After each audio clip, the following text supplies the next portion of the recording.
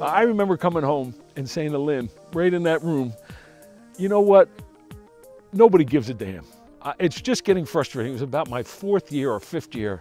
I said, nobody cares. Nobody cares. It's just, there's no commitment. And she said, Tommy, you were 14 and 68 and they didn't fire you. That's a hell of a commitment to me. And I thought, you know what? She is absolutely right. It was a long time before we got good.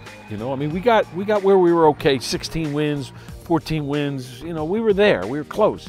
But when these guys came in, they just won. They won from the minute they got here until the minute they left. It was just unbelievable. Coppenrath finishes it off with the jam.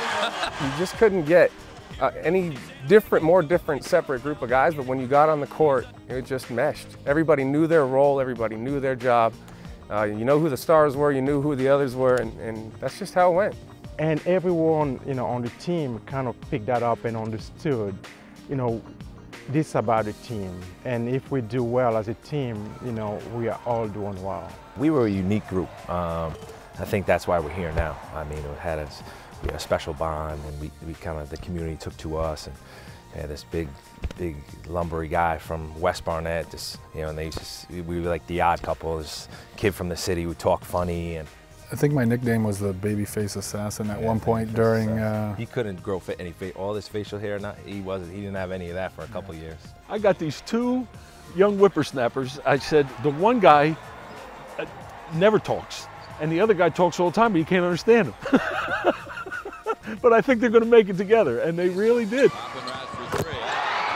It was awesome just to kind of witness the arc of the program go on such a rise. I remember being a ball boy when I was 8 years old at Patrick, running around and shooting, and the gym was half full. I was watching my uncle playing, and to get into high school and see the program really start to improve, and then in my first couple of years to be a part of such success and to be able to witness that was great. And it was perfect with how the timing worked out for the senior class and for TB going out in this last year. Just the symmetry of it all just worked out perfectly.